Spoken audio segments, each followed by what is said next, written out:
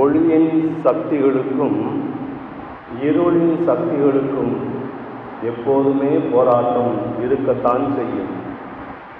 ஒருவேளை சிறிது காலத்திற்கு இருளின் ஆதிக்கம் அதிகமாக இருந்தாலும் இறுதியில் வெற்றி பெறுவது ஒளியினால். இயேசுவில் பிரியமானவர்களே, இந்த நாட்களில் ஆண்டவர் இயேசு தன்னுடைய பாடுகளை நோக்கி செல்வதையும் விரைவிலேயே அவர் சிறைப்பிடிக்கப்பட்டு பெரிய வெள்ளி அன்று தன்னுடைய இன்னுயிரை சிலுவையில் தரக்கூடிய அந்த நிகழ்ச்சியை நோக்கிய பல வாசகங்களை நாம் வாசித்துக் கொண்டிருக்கின்றோம். குறிப்பாக அருளப்பர் யோவான் நற்செய்தியிலிருந்து இன்றைய வாசகத்தில் அருமையான ஒரு வாக்கியம், அது இரவு நேரம், இட் வாஸ் டார்க், அது இருளாக இருந்தது என்றெல்லாம் சொல்லப்படுகிறது. இந்த இரவு நேரம் என்பது அந்த இரவு போசனம் உணவின் போது வெளியே இருளாக இருந்தது என்ற அந்த ஒரு நிலை மட்டுமல்ல, அந்த அப்பத்துண்டை பெற்றுக்கொண்ட அந்த யூதாசின் மனமும் இருளாக இருந்தது. அந்த இருள் அவனுடைய கண்களை மறைத்துவிட்டன. இந்த இருள் ஒளியை பார்க்க முடிவதில்லை. ஒருவேளை ஒரு சிலர் நினைக்கலாம், யூதாசு இயேசுவை காட்டு கொடுத்து ஒரு 30 வெள்ளிக்காசு வாங்கி பிறகு அதை ஏதாவது நல்ல காரியங்களில் பயன்படுத்தலாம், ஆனால் இயேசு எப்படியாவது தப்பித்து விடுவார். ஏனெனில் நாம் நற்செய்தியில் பல இடங்களில் பார்க்கின்றோம், இயேசு அங்கிருந்து நழுவி சென்று விட்டார் கூட்டத்தினிடையே, அல்லது இயேசுவிற்கு மிகப்பெரிய புதுமை செய்யக்கூடிய அருள் அடையாளங்கள் எல்லாம் இருக்கிறது, அந்த ஆற்றல். எனவே அதை பயன்படுத்தி அவர் தப்பித்து விடுவார். ஆனால் நமக்கு காசு கிடைத்துவிடும் என்று நினைத்து ஒருவேளை யூதாசு காட்டி கொடுத்திருக்கலாமோ என்றெல்லாம் நினைப்பார்கள். ஒருவேளை அது உண்மை இருந்தாலும் இயேசுடைய உள்ளத்தை அறிந்து கொள்ள யூதாசு தவறிவிட்டான். இன்றைய வாசகத்தில் இயேசு உள்ளம் கலங்கியவராய் தன்னுடைய பாடுகளை பற்றி பேசுகின்றார். மேலும் இந்த நற்செய்தி, அருளப்பர் நற்செய்தியில் 13 முதல் 17 வரை பிரியாவிடை போதகம், தான் இந்த உலகத்தை விட்டு பிரிவதற்கு முன்னால் தன்னுடைய சீடருக்கு கொடுக்கக்கூடிய அந்த பிரியாவிடை போதகத்தில் பல காரியங்களை பேசுகின்றார். ஆக இயேசுடைய அந்த உள்ள கிடக்கை, உள்ள குழப்பத்தை, கலக்கத்தை உணர்ந்து கொள்ள தவறிவிட்டான் இந்த யூதாசு. அதற்கான ஒளி அவனிடம் இல்லை. ஒருவேளை இவ்வாறாக அவன் திட்டம் வைத்திருந்தாலும் அதை பேதுருவிடமோ அல்லது மற்ற அப்போஸ்தலரிடமோ அவன் பேசியிருந்திருக்கலாம்.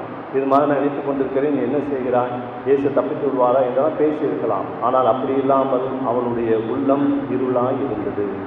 அன்பார்ந்தவர்களே, இந்த ஒளி இறைவனுடைய பிரசன்னத்திற்கு சமமாக ஒப்புக் கொடுக்கப்படுகிறது. எனவே இந்த ஒளியானது எல்லா மதத்திலும் பாருங்கள், அது இறைவனுடைய பிரசன்னத்தை குறிப்பிப்பதாக இருக்கிறது. எந்த ஒரு மங்களகரமான நிகழ்ச்சியை நாம் ஒளியேற்றி ஆரம்பித்து வைக்கின்றோம். எந்த ஒரு விவிலியத்தின் தொடக்கத்தில் கூட பாருங்கள், ஒளி உண்டாகட்டும் என்று கடவுள் சொல்லியிருந்தார்.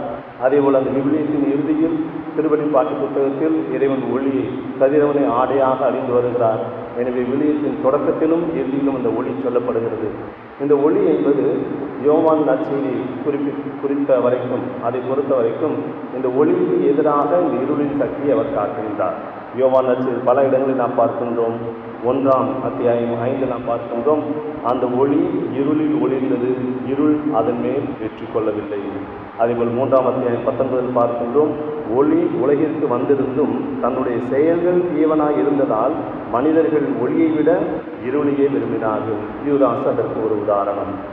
8ஆம் அத்தியாயம் 12 நாம் பார்க்கின்றோம், இயேசு சொல்லுகின்றார், நானே உலகின் ஒளி, என்னை பின் செல்பவர் இருளில் நடக்க மாட்டார், வாழ்வுக்கு வழிகாட்டும் ஒளியை அவர் கொண்டிருப்பார்.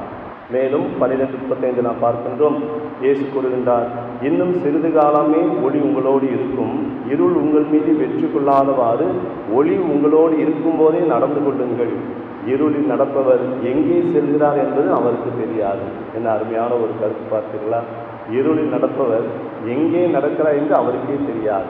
இறைவன் கொடுக்கக்கூடிய அந்த ஒளி இல்லாத போது நாம் என்ன செய்கிறோம், என்ன பேசுகிறோம், எப்படி வாழ்கிறோம் என்பது நமக்கே தெரியாது. யூதாசும் அதே போல் தான், அவன் என்ன செய்ய போகிறான் என்பது அவனுக்கே தெரியாததால் தான் அந்த ஒரு காரியத்தை செய்தான். அன்பானவர்கள், இந்த ஒளி என்பது நான் சொன்ன தெய்வீக தன்மைக்கு ஒப்பானது என்பதால் அந்த ஒளியை பற்றி நம்மால் புரிந்து கொள்ள முடிவதில்லை. இன்று விஞ்ஞானம் கூட இந்த ஒளி என்றால் என்ன என்று வியந்து கொண்டிருக்கிறது. 300 ஆண்டுகளுக்கு முன்னால் ஐசக் நியூட்டன் இந்த ஒளியை பற்றி நிறைய அவர் கண்டுபிடித்தார், நிறைய பேசினார். ஆனால் 300 ஆண்டுகள் கழித்தும் கூட இன்று விஞ்ஞான உலகம் இந்த ஒளி என்றால் என்ன என்று வியந்து கொண்டிருக்கிறது. அதைத்தான் சொல்லுவார்கள், light is still in darkness. ஒளி என்பது இருளில் இருக்கிறது. அந்த ஒளி என்றால் என்ன என்று நமக்கு புரிந்து கொள்ள முடியவில்லை. நாம் அறிவியல் வகுப்புகளில் படித்திருப்போம், நியூட்டன் ஒளியானது ஃபோட்டான்ஸ் என்ற துகள்களால் ஆனது என்று சொன்னார். அதன் பிறகு வந்த ஃபைஜன்ஸ் என்ற அறிஞர் ஒளி என்பது அலைகளால் ஆனது என்று. அதன் பிறகு வந்த டி ப்ரௌக்லி என்ற அறிஞர் சொன்னார், இந்த ஒளியானது துகள்கள் அலைகள் இரண்டும் சேர்ந்து வேவிக்கல் தியரி, வேவ்ஸ் அண்ட் பார்ட்டிகல் ரெண்டையும் சேர்த்து வேவிக்கல் தியரி என்று சொன்னார். ஆனால் இன்றும் கூட இந்த ஒளி என்றால் என்ன என்பது நமக்கு புரியாமல் இருக்கிறது. அன்பார்ந்தவர்களே, இந்த ஒளி சாதாரணமாக கண்களால் பார்க்கக்கூடிய இந்த ஒளியையே நம்மால் இன்னும் புரிந்து கொள்ள முடியவில்லை என்று சொன்னால், இறைவன் கொடுக்கக்கூடிய ஒளியை இன்னும் நம்மால் புரிந்து கொள்ள முடியாது. ஆனால் அந்த ஒளி இருந்தால்தான் வாழ்வில் யதார்த்தத்தில் இறைவனுக்கு உகந்த மக்களாக நாம் வாழ முடியும். இந்த ஒளி என்பதுதான் உண்மையான பாசிட்டிவ் ரியாலிட்டி. டார்க்னஸ், இருள் என்பது ஒரு எதிர்மறையான காரியம். எனவே தான் ஒளியை உண்டாக்குவதற்கு நாம் ஒரு சுவிட்சை இயக்கி ஒளியை உண்டாக்குகிறோம். அதே போல் இருளை உண்டாக்க முடியுமா? ஒரு சுவிட்சை போட்டு இருளை உண்டாக்க முடியுமா? முடியாது. ஒரு சுவிட்சை ஆஃப் பண்ணி தான் இருளை உண்டாக்குகிறோம். சுவிட்சை ஆஃப் பண்ணும்போது அங்கே ஒளி மறைகிறது, எனவே இருள் தானாக அங்கே வருகிறது. எனவே இருள் என்பது ஒரு எதிர்மறையான காரியம், நெகட்டிவ் ரியாலிட்டி. ஆனால் ஒளி என்பது தான் பாசிட்டிவ் ரியாலிட்டி. அந்த பாசிட்டிவ் ரியாலிட்டி, அந்த ஒளி தான் இறைத்தன்மைக்கு சமமாக இருப்பதால் அந்த ஒளி தான் இறுதியில் பெற்றுக்கொள்ளும். அன்பானவர்களே, நம்முடைய அன்றாட வாழ்வில் இந்த இருளின் சக்திகளுக்கு ஆட்பட்டு பல சமயங்கள் நம்முடைய சொல்லிலும் செயலிலும் சிந்தனையிலும் அந்த இருளின் ஆட்சிக்கு உட்பட்ட மக்களாக இருக்கின்றோம். ஆனால் அதை கடந்து ஒளியின் மக்களாக வாழ வேண்டும். நாம் செய்வது என்ன, நாம் பேசுவது என்ன, நாம் நடப்பது எங்கே, நாம் செல்கின்றோம், நாம் என்ன செய்கின்றோம் என்பதை உணர்ந்து பார்க்க வேண்டும் என்று சொன்னால் இறைவன் கொடுக்கக்கூடிய அந்த ஒளிதான் வேண்டும். அந்த ஒளி அன்று யூதாசனில் இல்லாததால் தான் அவன் இறைவனுக்கு எதிராக செயல்பட்டான், இயேசுவை காட்டிக் கொடுத்தான். அப்படிப்பட்ட அந்த இருளின் சக்திகளுக்கு நாமும் ஆளாகிவிடாமல் ஒளியின் மக்களாக வாழ முயற்சி செய்வோம். அந்த முயற்சியை இறைவன் ஆசீர்வதிப்பாராக.